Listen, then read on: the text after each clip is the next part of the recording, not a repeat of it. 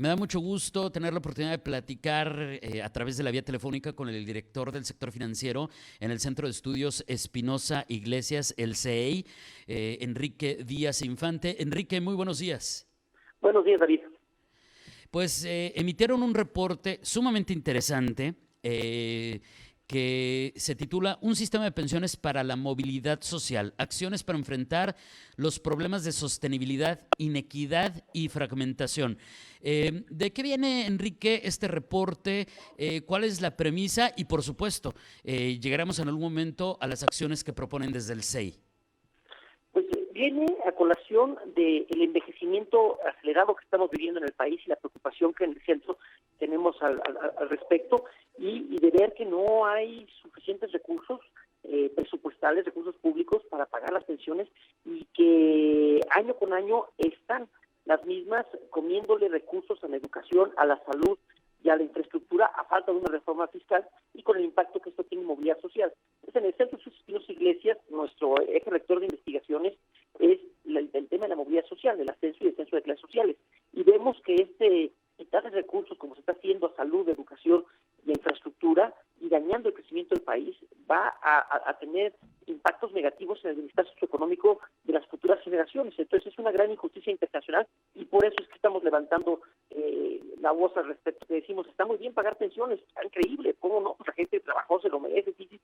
Pero ojo, si no se hace una reforma fiscal, estamos comprometiendo el desarrollo del país y en el perjuicio de los jóvenes. Entonces es una injusticia internacional. Dicho en francés, nos estamos agandallando a los más jóvenes. Claro. Y también está el tema de inequidad, que este no es nuevo. Creo, Enrique, que de esto hemos hablado muchísimo en la transición, por ejemplo, en la época de transición a las Afores.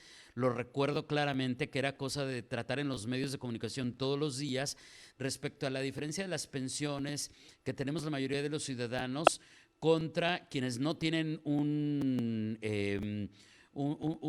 servicio público que les permita tener un ahorro, pero que de todos modos resulta insuficiente desde esta perspectiva, versus, por ejemplo, las pensiones que se dan en las paraestatales, que son, pues prácticamente, pues perdón también por la palabra, como tú dijiste, Enrique, perdón, my French, pero pues son pensiones que salen de los recursos públicos, pero que son pensiones que parecieran de millonarios. Sí, sí, así como hablamos hace rato de la gandalla intergeneracional, cómo estamos comiendo los recursos de las naciones que vienen, también hay una inequidad en cuanto a las pensiones que tienen los funcionarios del sector público a los que les aplica la ley 73 y la generación de transición, que es mucho menor, pero que esos son pensiones de beneficios definidos que van con cargo al erario, a los impuestos, vis a vis las pensiones que reciben los jubilados de las Afores, que es con cargo al ahorro que se va acumulando. Y por otro lado están las pensiones asistenciales, que esas son también con cargo al erario. Entonces, lo que nos está preocupando mucho en el Centro de Estudios Iglesias es que las pensiones asistenciales y las pensiones de beneficios definidos, la CFE, Pemex, Luz y Fuerza, el Centro de Liquidación, Ferronales en liquidación, IMSS, ISSSTE, se están comiendo gran parte de los recursos y también va a empezar a jalar recursos de la pensión mínima garantizada. Oye, yo estoy cotizando en la Afore, pero tuve las semanas de cotización requeridas, las 1.250 semanas, ahorita ya bajaron a 750 con los cambios que se hicieron, pero no logré acumular suficiente ahorro, entonces entra la pensión mínima garantizada. Entonces, ahí es donde van a haber recursos públicos gastándose. Pensión mínima garantizada, beneficios definidos para todos los que aplica la ley del 73 y generación de transición, y las pensiones asistenciales. Y eso equivale, al 2022 fueron el 5.3 puntos porcentuales del PIB, siendo que en 2017 eran 3.7.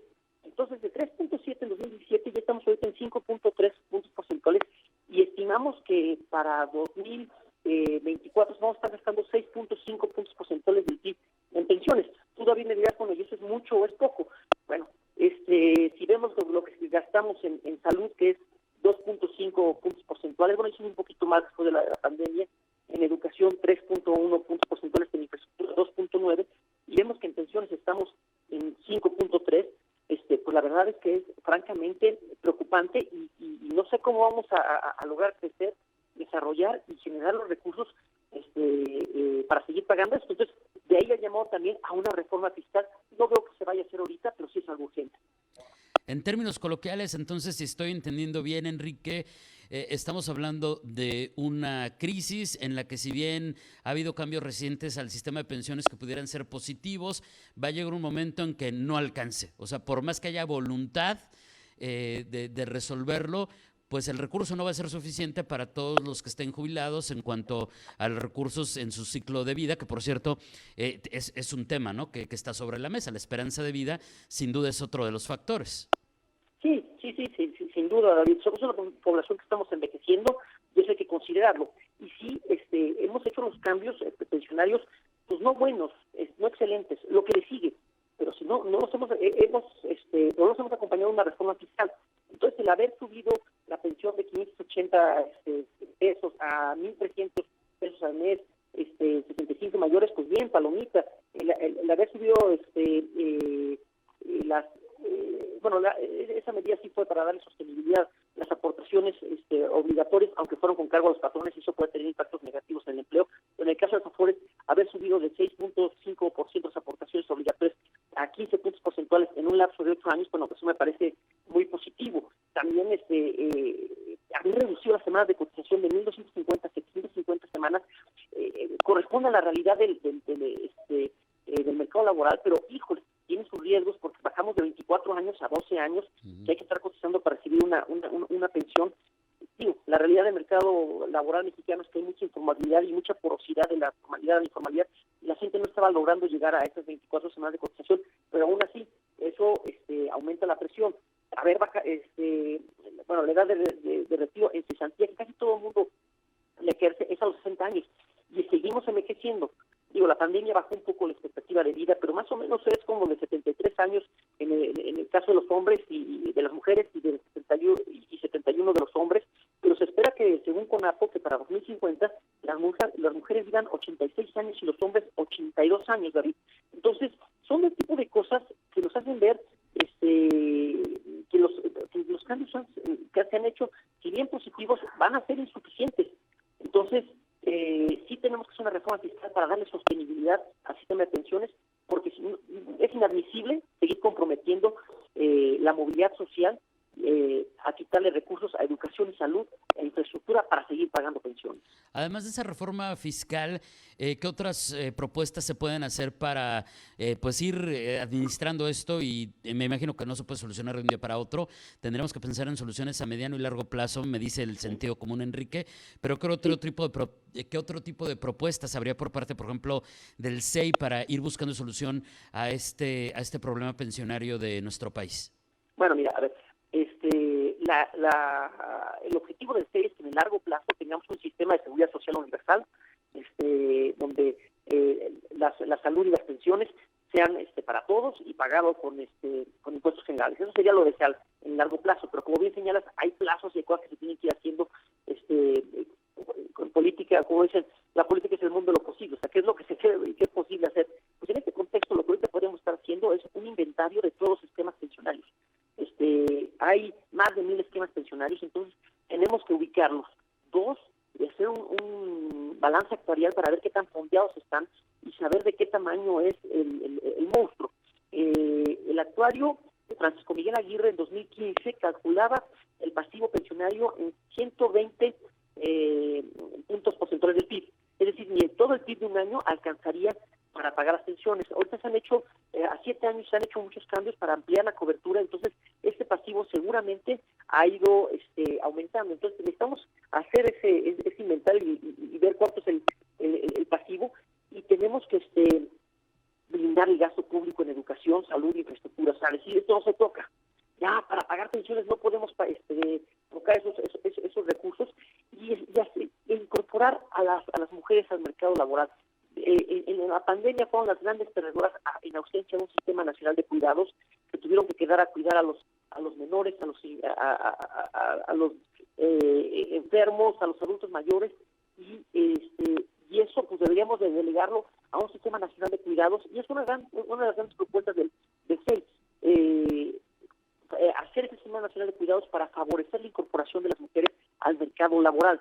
Y eso va a permitir que más mujeres también se puedan pensionar, que estén cotizando más tiempo y no que sean las grandes sacrificadas Claro. en materia pensional. Y por último, pues crear un instituto de pensiones que coordine todas estas políticas que proponemos, hacer un inventario y hacer los estudios actuariales respectivos. Para eso es necesario un instituto de pensiones que ponga orden en todos los esquemas pensionarios. Sí, sí, sí. Aquí hay creo que muchos temas que después se podrían desarrollar, sin duda, Enrique, como este asunto de las verdaderas consecuencias de vivir en la informalidad y los beneficios de entrar a esa formalidad, sobre todo para asuntos de largo plazo de pensiones, y también el de la educación financiera, que aunque hemos avanzado un poco, nuestro país sigue siendo una asignatura pendiente en términos generales para todos quienes conformamos la clase trabajadora, pero sin duda, por ejemplo, como lo que ustedes bien plantean, y creo que es súper importante, este asunto de hacer aportaciones voluntarias, ¿no? Para tener un retiro pues más digno, porque finalmente las circunstancias ahí están y nos van a tocar, y los más sacrificados, pues ya nos explicaste quiénes resultarán. Oye, Enrique, ¿qué podremos ofrecer a manera de conclusión, como mensaje final antes de despedirnos, en cuanto a este tema que tratamos el día de hoy? A ver, para la audiencia yo te diría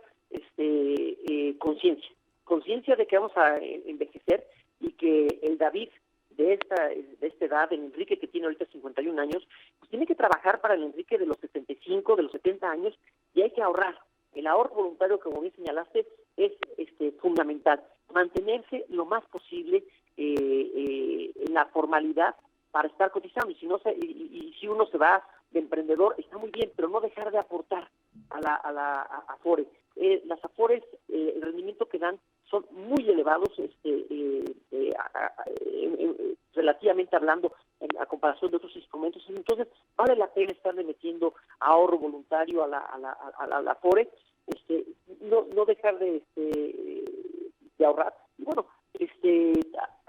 un llamado de políticas públicas, pues necesitamos cambiar el esquema de las Afores para que se les cobren contra rendimientos, pues comisiones contra rendimientos y no contra saldos, y eso va a obligar a que cuiden más las inversiones que están haciendo. Entonces, en lo personal podemos meter a la educación financiera y a la conciencia, y en política pública a revisar el tema de cobro de comisiones de las Afores para que se premie o se castigue su desempeño. Enrique, muchísimas gracias por esta información, sin duda valiosa.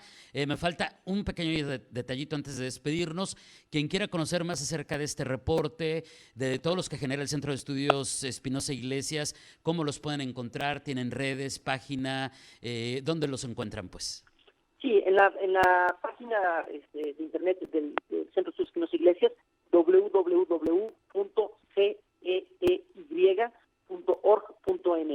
Ahí pueden consultar todo este informe y muchos más que hemos generado sobre pensiones y otros temas diversos. Enrique, muchísimas gracias. Un abrazo a la distancia. Excelente jueves. Buenos días. Otro regreso, David. Buenos días. Gracias. Es Enrique Díaz Infante, director del sector financiero en el Centro de Estudios Espinosa Iglesias, desglosando este reporte titulado Un sistema de pensiones para la movilidad social, acciones para enfrentar los problemas de sostenibilidad, inequidad y fragmentación. Un temazo, sin duda un asunto de preocupación en nuestro país, pero sin duda el de nuestro sistema de pensiones.